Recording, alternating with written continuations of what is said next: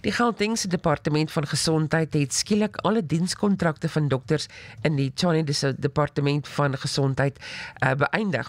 Die dokters wat deel was van die Nasionale Gesondheidsversekering se loodsprogram is nou sonder werk. Pero Marx, netwerkkoördineerder vir die mediese sektor by Solidariteit, verduidelik wat die impak van die verwikkeling nie net op sy lede hê nie, maar ook op die gemeenskap wat van hierdie dienste gebruik maak. Die Gautengse Departement van Gesondheid het dokters se kontrak in Pretoria op 31 Maart beëindig. Nou dit is sommer gedoen per WhatsApp. Dokters is in kennis gestel dat hul dienskontrakte nie hernie gaan word nie en dat voortaan as hulle wil dienste lewer met verminderde ure, maar ook as onafhanklike kontrakteurs moet registreer. Nou die Solidariteit Doktersnetwerk het reeds navraag hieroor aan die owerhede gerig, maar tot in hede is daar geen terugvoer van hulle ontvang nie. So ons wil weet wat is die pad vorentoe vir ons lede wat die dokters is, maar ook vir die klinieke. Van die vrae is eenvoudig. Ons wil weet wat is die rasionaal agter die besluit om hierdie kontrakte te beëindig en dit nie te hernie nie, maar ons wil ook weet hoekom was daar geen formele proses of kommunikasie gewees aan ons lede nie.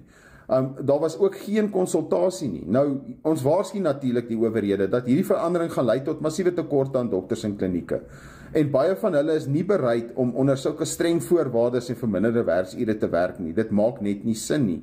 Die situasie veroorsaak natuurlik ernstige ingryping in pasiënte se lewens en ons voorsien dat van hierdie dokters net eenvoudig hulle dienste aan die buiteland gaan verkoop. So ons gaan natuurlik weer 'n uitvoerder word van talent en ons gaan nie ons dokters wat hoogs opgelei is binne in Suid-Afrika gebruik waar die dienste broodnodig is nie.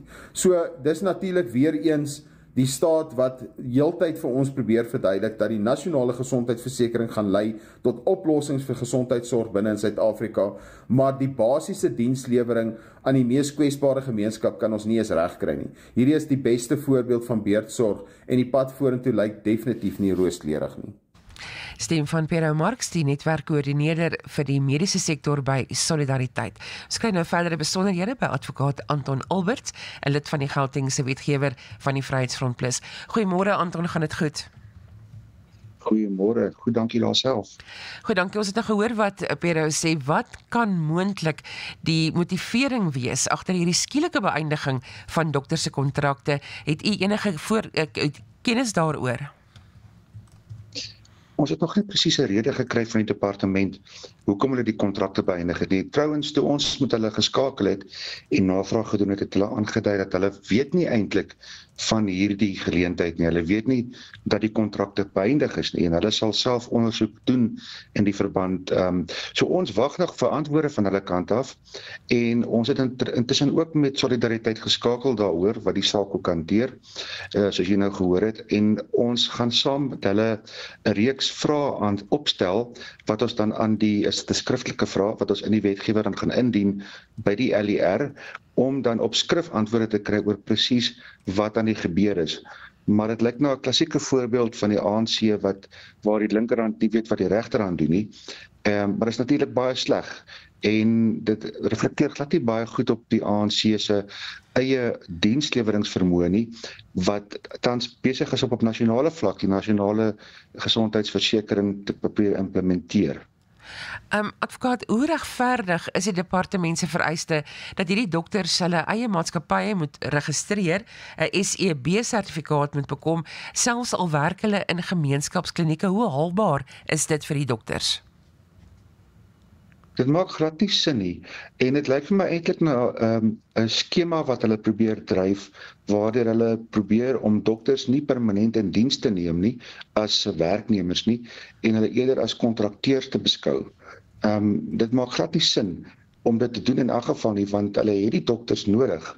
Verskoon my. Hulle het die dokters nodig en hulle moet die dokters kontrakteer as werknemers. En ek dink hulle probeer op hierdie wyse die dokters dwing om as kontrakteurs in te kom sodat daar nie 'n verwagting geskep word dat hulle in die toekoms weer aangestel hoef te word nie. Maar daar's nie genoeg geld nie. Maar wat ons nie verstaan nie is dat die departement van gesondheid in Gauteng die hoogste deel of die grootste deel van die begroting gekry het van die Gauteng begroting. En daar moet befondsing wees vir hierdie mense.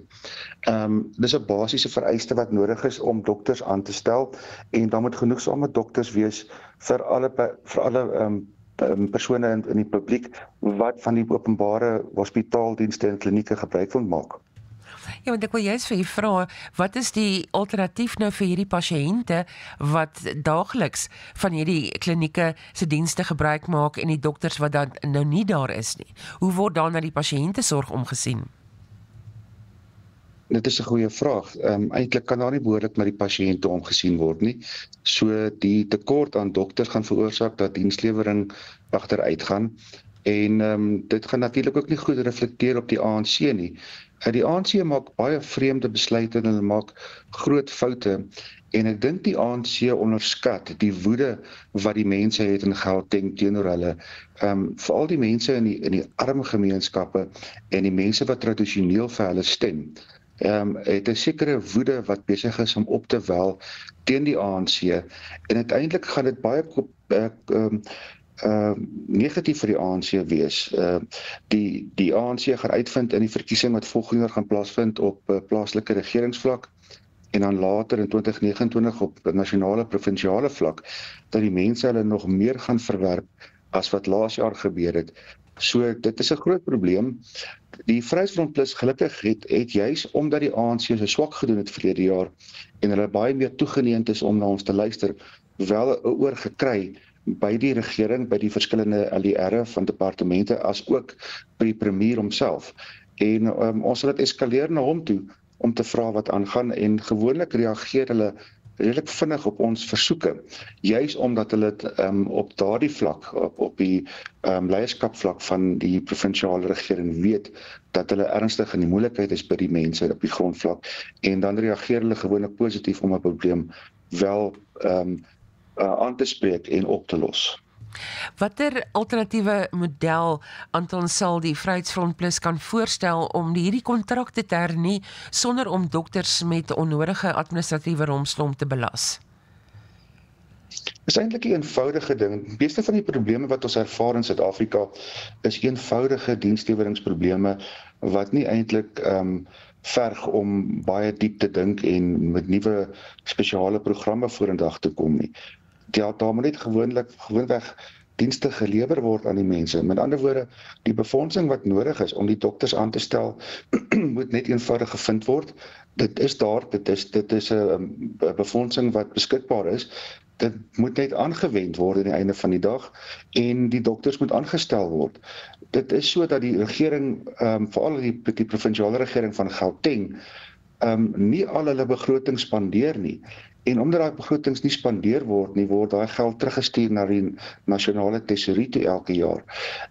Die LER van Finansies, Mahile het self erken in sy begrotingstoespraak dat een van die probleme juist dit is dat die begrotings nie gespandeer word nie. So die geld is daar.